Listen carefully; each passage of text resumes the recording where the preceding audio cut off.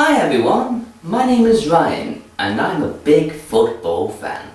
I like to watch the games throughout the week. But as well as watching the matches, I enjoy watching football-based shows like Gillette, Soccer Saturday with Jess Sterling and the gang, and Match of the Day with Gary Lineker and his gang. As well as watching the matches, I enjoy listening to the views of the pundits, like Alan Shearer's views and Jamie Redknapp's views. I like to listen to their in-depth analysis, like on teams, the players, and the games, really. And I just thought it would be a lot of fun if I did that myself, but on a weekly basis on my fantasy football team, because each week changes. But since there's no fantasy football this week, so I thought it'd be more than appropriate to talk about England, as we're playing Germany and Holland rather soon. Now, before we get cracking, I will put it out there right now that I am autistic, and there will be at times when my speech is not very clear. So it's not really a problem. It's all good. But this is just for a bit of fun. Right, England. I'm very happy that Danny Drinkwater has finally managed to get his cap for England. It was long overdue. He's been having a good season for Leicester. He's been tracking back well. He's a good leadership in midfield. He's made a lot of successful passes. He's a very clever player. And unfortunately, he didn't get his break from Man United, which is very unfortunate. I've always recognised his name when he was an unused substitute for Man United throughout the FA Cup games in the past. He went on to Leicester, sort of started to rebuild his career, and look what's happening right now. And I think it was well deserved as well, because as far as midfielders go, he's the highest tackler in the league because he's made 83 successful tackles as a midfielder. Good going, Drinkwater. But it's a shame. Well, it's not a shame because it's good for Drinkwater. But I'm thinking as Roy is giving Danny Drinkwater a chance, I'm wondering if he should have gave everyone else a chance as well, like Cresswell and Troy Deeney and Mark Noble. But you never know what happens behind inside the locker room of a football team. I mean, maybe some of the senior players have a very good influence on the younger players. I think that's quite important, especially with the newer players coming up. Right, I will now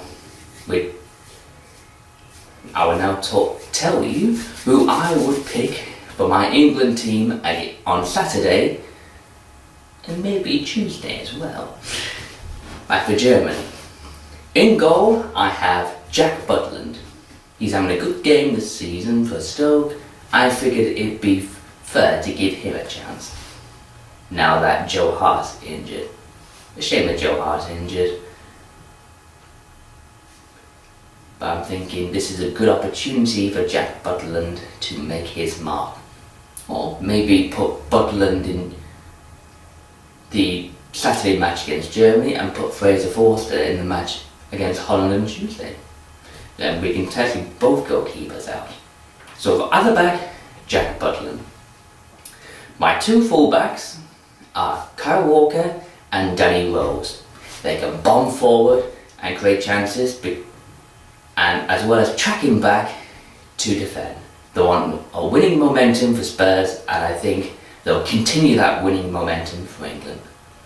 Two centre-backs, I would say Phil Jagielka and John Stones, just because it's important that two players have good chemistry, and since they're both Everton players, I figured, they have a good relationship and good communication. They understand each other's game.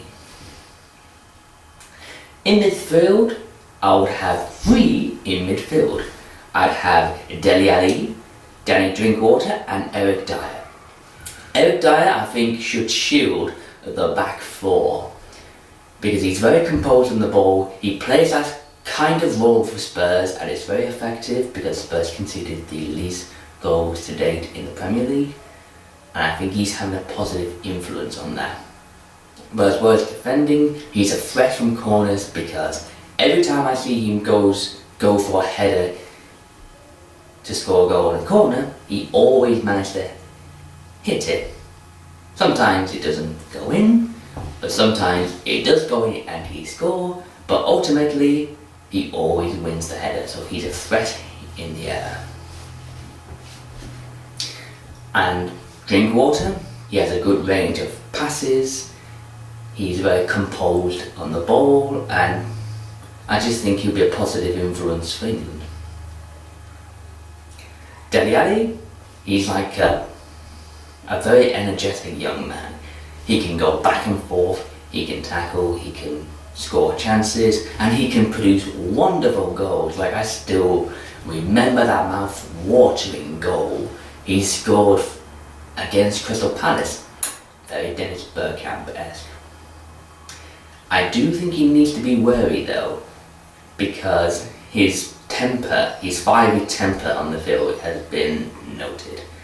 So I'd imagine the German coach would give like a nudge, wink, wink to his German players and say, look, go wind him up. Get him booked, get him annoyed, get him booked, and get him sent off because he's a threat for England. So I do think he needs to be mindful of that. Not take it out of his game because some players need to play with that fiery temper, but Dele Alli needs to probably be careful so not to let himself get wound up, because the German players and German league coach are very, very clever.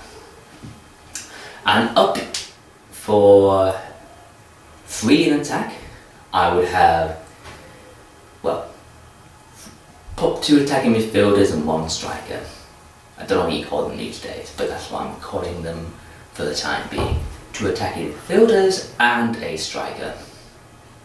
Attacking midfielders, I would have Ross Barkley and Jamie Vardy, and up front, Harry Kane. Ross Barkley, I think, is more effective up front. He's creating a lot of good chances for Everton and scoring a lot of chances as well. So I think he'll be a threat. And Jamie Vardy, just because he's very, very fast and tenacious, and I think he'll give the German defence a hard time. And up front, I've picked Harry Kane because he's Harry Kane. To recap, my formation for the England against the Germany team would be a 4-3. No, let's make it a 1-4-3-3 because goalkeepers are important as well. Goalkeeper, for me, Jack Butland. Two fullbacks, Danny Rose and Kyle Walker. Centre backs, John Stones and Phil Jagielka. Three midfield, Danny Drinkwater, Dele Alli, and I forgot the other midfielder. Eric Dyer, yes, Eric Dyer, because he's defending. He's protecting the back four, that's right. And my three up front are Ross Barkley, Jamie Vardy and Harry Kane. And that's my personal, and that's who I would choose to go against Germany on Saturday, tomorrow. I'd like to thank you all for watching my video. Please hit the subscribe button in the corner, and I will see you next week where I will be talking about my fantasy football. Goodbye, have a happy Easter, and come on in.